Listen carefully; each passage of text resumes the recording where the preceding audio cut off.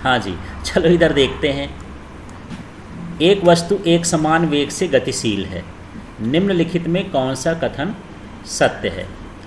तो पहला है उसमें परिणामी बल शून्य है, ये सत्य है, क्योंकि हम लोग जब न्यूटन के गति का प्रथम नियम पढ़ते हैं तो उसमें लिखते हैं कि यदि कोई वस्तु एक समान वेग से गतिशील है तो गति में रहेगी, स्थिर है तो स्थिर रहेगी, जब तक कि उसमें बाह्य बल न लगाया जाए।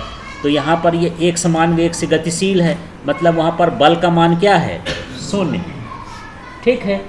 और दूसरा, जब बल शून्य है तो त्वरण भी नहीं उत्पन्न होता है, कि क्योंकि त्वरण उत्पन्न करने के लिए बल की ज़रूरत पड़ती है। तो ये दोनों कथन क्या हैं? सत्य हैं, ठीक है। तो जब कोई वस्तु एक समान वेग से गतिशील होगी तो बल का मान भी शून्य होगा और त्वरण का मान भी शून्य होगा। अगला देखते हैं, संवेग में परिवर्तन की दर बराबर होती है, वेग के नहीं, F समानुपाती हम लोग ये dp/dt पढ़े हैं, ये न्यूटन की गति का द्वितीय नियम है। तो यही है, संवेग में परिवर्तन की दर, ये संवेग हो गया, परिवर्तन की दर किसके बराबर होती है? बल के। तो यहाँ पर कौन सा ऑप्शन सही हो गया? बल हो गया, ठीक है। तो दूसरा,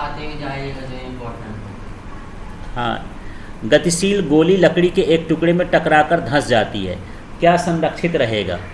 तो यहाँ पर उसका संवेग संरक्षित होता है। मान लो ये लकड़ी का गुटका है और इसके अंदर कोई बंदूक की गोली जा रही है और इसके अंदर जाकर के घुस के धंस गई, है ना, तो इसका क्या संरक्षित रहेगा?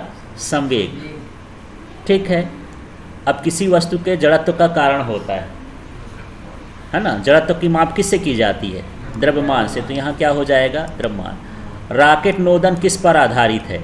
तो वो द्रव्यमान संरक्षण पर भी है, ऊर्जा संरक्षण पर भी है, संवेग संरक्षण भी है, ये उपरोक्त सभी पर। ऊर्जा का भी संरक्षण होता है उसमें, संवेग का संरक्षण और द्रव्यमान का संरक्षण, तीनों को होता है।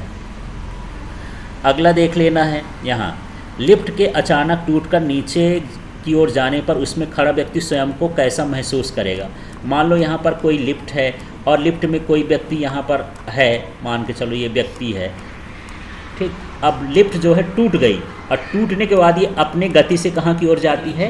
नीचे की ओर जाती है। तो नीचे की ओर जाती है तो ये जो अंदर व्यक्ति है अपने आप को कैसा महसूस करेगा? लगेगा कि मैं हवा में क्या हो जाऊँगा? उड़ जाऊँगा। कभी कभी वो झूला होता है ना, आकाशी वाला, इस तरह का जो गोल गोल झूला झूलते, ऊंचा वाला बड़ा झूला, तो जब आप ऊपर से यहाँ की ओर आते हो तो लगता है कि मैं अपने आप को हल्का महसूस करता हूँ, ठीक। अब जो लोग झूल रहे होंगे वही जान सकते हो इसका, ठीक है।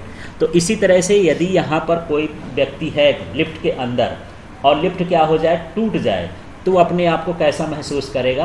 भारहीन। भारहीन का मतलब अपने आप को बहुत हल्का महसूस करेगा। तो यहाँ पर क्या हो जाएगा? भारहीन अनुभव करेगा। अगला है, हाँ है यहाँ, नाव से किसी सवार के किनारे पर कूदते समय क्रिया बल लगता है। तो जैसे मान के चलो कि यहाँ पर एक नाव हो गई और ये नदी में चल रही है, ठीक, और जैसे ही और यहाँ पर पानी है और ये किनारा हो गया, तो आदमी यहाँ पर है, ठीक है, ये कूद के यहाँ जाएगा। जब कूद के यहाँ जाएगा तो नाव में धक्का मारेगा कि नहीं मारेगा? पहले ऐसे धक्का मारेगा तब कहाँ बढ़ेगा? आगे। तो क्रियाबल कहाँ लगेगा? हाँ, क्रियाबल पीछे लगेगा, माने किस में लगेगा? नाव। पहले वो धक्का मारेगा नाव में, तब वो कहाँ बढ़ेगा? आगे। तो यहाँ पर यही पूछता है कि क्रियाबल कहाँ पर लगेगा? कहाँ पर लगेगा? नाव पर लगेगा, ठीक है। शुरुआत का बल कहाँ लगता है? वो क्रिया कहलाता है। और यहीं पर क्रिया न पूछ के क्या पूछ देता? प्रतिक्रिया बल कहाँ लगेगा? तो प्रतिक्रिया बल कहाँ लगेगा? व्यक्ति पर, ठीक है। क्रिया बल कहाँ पर? नाव पर। और प्रतिक्रिया बल कहाँ लगेगा? व्यक्ति का, ठीक है। अब यहाँ पर सीमांत घर्षण किस पर निर्भर करता है? ये सिर्फ किस पर निर्भर करता है?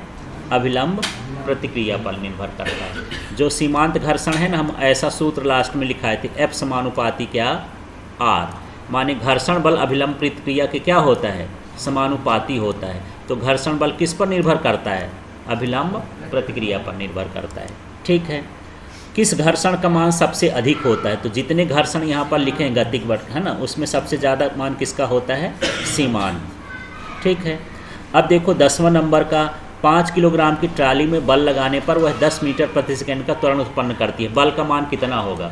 तो बड़ा सिंपल सा है, बल का सूत्र क्या होता है? F बराबर ma मान रख देते हैं यार, m का मान कितना दिया है 5, और ये a का मान कितना दिया है 10, कितना हो गया ये 50 न्यूटन। तो यहाँ पर ये ऑप्शन 50 न्यूटन हो गया। इस तरह से हल कर लेंगे। ठीक, इसके बाद यहाँ पर देखो खाली स्थान में, हाँ देखो फिर से उसी टाइप का क्वेश्चन है। किसी वस्तु का खाली स्थान उसके द्रव्यमान की माप है। यहाँ जो मैं ग्रीन किया हूँ खाली स्थान समझ लेना। ठीक है, तो जड़त्व की माप किससे करते हैं? द्रव्यमान से। ठीक है, लिखना है। तो जड़त्व की माप किससे होती है? द्रव्यमान से। प्रकृति में बल सदैव युग्म में पाए जाते हैं, है ना, जोड़े में ही पाए जाते हैं। यदि आप बैठे हैं तो उसमें 2 बल लग रहे हैं। एक बल पृथ्वी है जो आपको कहाँ खींचती है? नीचे, और एक है अभिलंब प्रतिक्रिया जो आपको कहाँ ले जा रहा है? ऊपर। नहीं तो आप नीचे ना धंस जाओगे। ठीक है, तो हमेशा क्रिया और प्रतिक्रिया बल साथ ही रहते हैं। तो प्रकृति के जो बल होते हैं वो हमेशा किस में रहते हैं? जोड़े में, युग्म में रहते हैं। इसके बाद देखो अगला प्रश्न है, किसी निकाय पर बाह्य बल न लगाया जाए तो उसका खाली स्थान नियत रहता है। क्या होता है? रेखी संवेग। तो हम लोग रेखी संवेग के संरक्षण का नियम पढ़े हैं, और रेखी संवेग का संरक्षण यही है, यदि किसी वस्तु पर बाह्य बल न लगाया जाए तो उसका रेखी संवेग क्या होता है? नियत होता है। उसी को इसमें पूछ दिया है। ये खाली स्थान में क्या भर देंगे? रेखी संवेग। अगला देख लो, 2 वस्तु समान वेग से गतिमान है, भारी वस्तु का संवेग हल्की वस्तु से कैसा होगा? अधिक। तो यहाँ पर संवेग का सूत्र क्या होता है? P बराबर m/v। ठीक है, तो जब m का मान ज़्यादा होगा तो संवेग का मान भी क्या होगा? ज़्यादा होगा। तो यहाँ पर मान लो एक भारी वस्तु है और एक हल्की वस्तु है। भारी वस्तु का मतलब जिसका द्रव्यमान अधिक है, और हल्की वस्तु जिसका द्रव्यमान क्या है? कम है। किसका संवेग अधिक होगा? हाँ, तो भारी वस्तु का संवेग कैसा होगा? अधिक, क्योंकि उसका द्रव्यमान अधिक होता है। ठीक है, आगे देखो, न्यूटन के गति के खाली स्थान नियम को जड़त्व का नियम भी कहते हैं। तो प्रथम का नियम जो होता है, न्यूटन का प्रथम नियम क्या कहलाता है? जड़त्व का नियम भी कहलाता है। बल बराबर सूत्र क्या होता है? द्रव्यमान गुणे त्वरण। F बराबर m/a होता है। उसी को ये शब्दों में लिख दिया। F का मतलब बल, m का मतलब द्रव्यमान, a का मतलब क्या हो गया? त्वरण। तो वहाँ पर ये त्वरण भर देंगे। SI पद्धति में बल का मात्रक क्या है? न्यूटन। रॉकेट नोदन खाली स्थान नियम पर आधारित है। तो किस पर? ये संवेग संरक्षण के नियम पर आधारित है।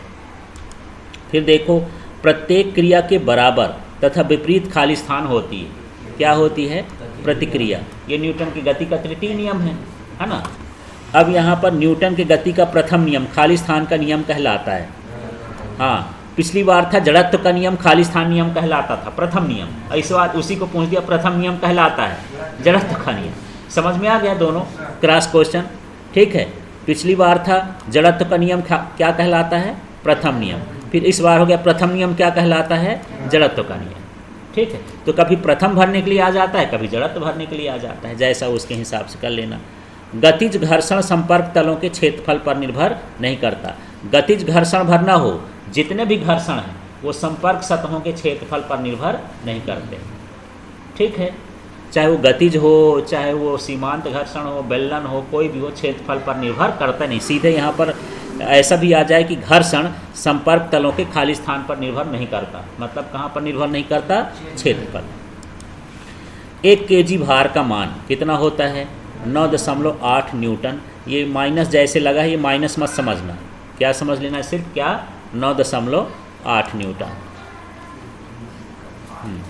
अब यहाँ देखो यार, 13 नंबर में आओ। वृत्तीय गति में केंद्र की ओर लगने वाला बल अभिकेंद्र बल। जो केंद्र की ओर बल लगता है वृत्ताकार मार्ग में, उसको क्या बोला जाता है? अभिकेंद्र बल। एक समान गति में वेग का परिमाण। हाँ, एक समान गति हो रही है तो माने वेग नहीं बदल रहा है, तो वेग क्या है? नियत है।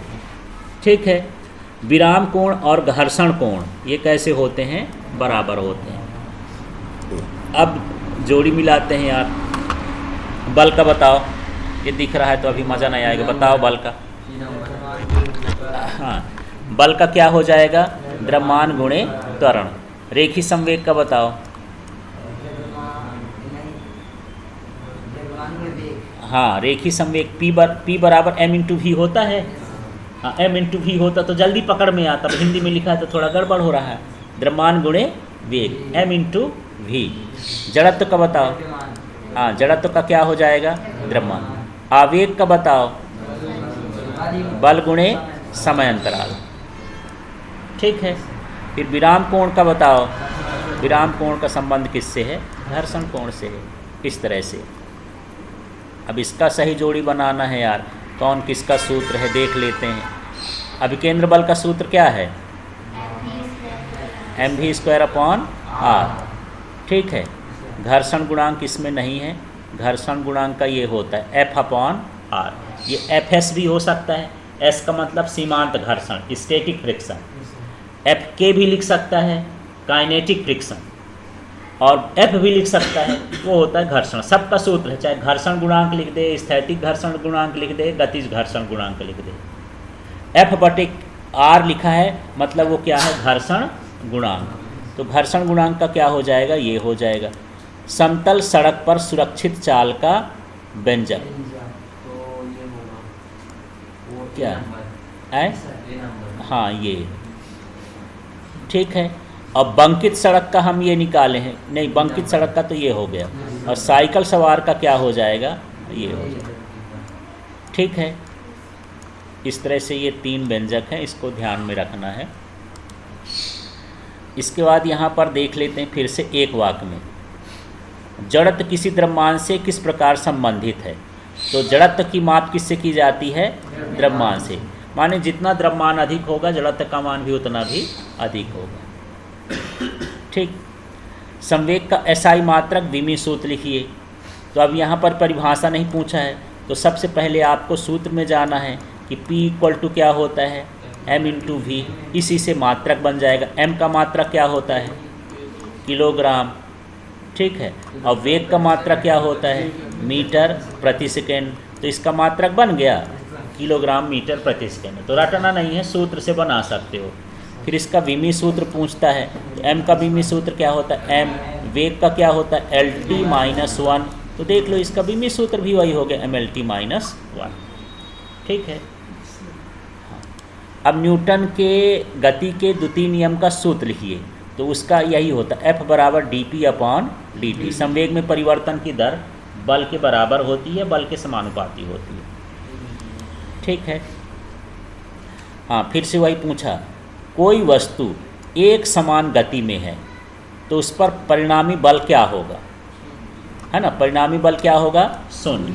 पहले नियम को ही ऐसे तोड़ मोड़ करके पूछ रहा है ना, कि यदि कोई वस्तु एक समान वेग से गतिशील है तो गतिशील रहेगी, स्थिर है तो स्थिर रहेगी, जब तक कि उसमें बाह्य बल न लगाया जाए। तो जब यदि एक समान गति में है, माने उस पर लगने वाला बल का मान क्या है? 0। त्वरण का मान भी क्या है? 0 है। वेग का मान नहीं, तब चलेगी कैसे?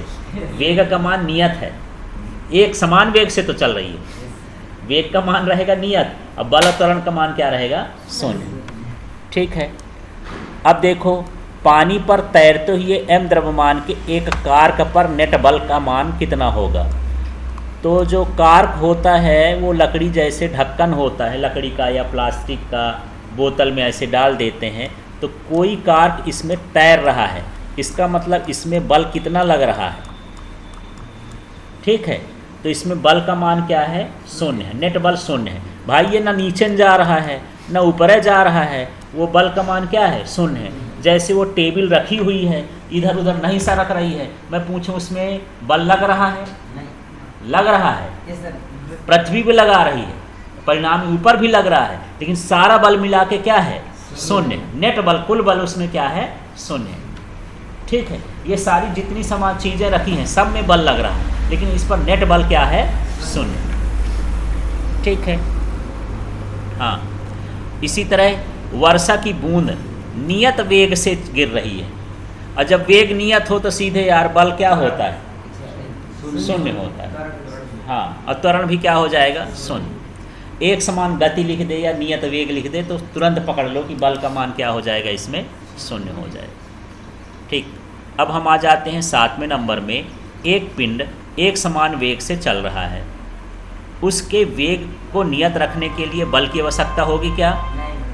नहीं होगी, क्योंकि यदि वेग नियत है तो बल की आवश्यकता नहीं होती। बल का मान क्या होता है? शून्य होता है। ठीक है। हाँ, एक वस्तु पर एक समान बल आरोपित किया जाता है, बल आरोपित किया जाता है, इस बार बल लगाया जा रहा है, तो क्या नियत रहेगा? संवेग, त्वरण, गतिज ऊर्जा। तो बल ही त्वरण उत्पन्न करता है। सूत्र होता है ना, F बराबर क्या होता है? m इंटू ए, है ना। तो बल के कारण ही त्वरण उत्पन्न होता है। यदि बराबर बल लगेगा तो त्वरण भी कैसा होगा? बराबर होगा। ठीक। 9वां नंबर है, लंबी कूद में खिलाड़ी कुछ दूर दौड़कर आते हैं।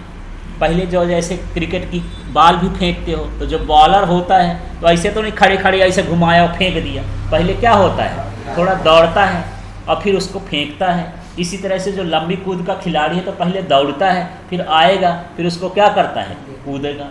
तो क्यों ऐसा करता है भाई? इससे क्या हो जाता है? इसमें वो किस नियम का उपयोग कर रहा है? संवेग संरक्षण के नियम का उपयोग कर रहा है। ठीक है। तो अपना संवेग बनाने के लिए इस तरह से कर लेता है।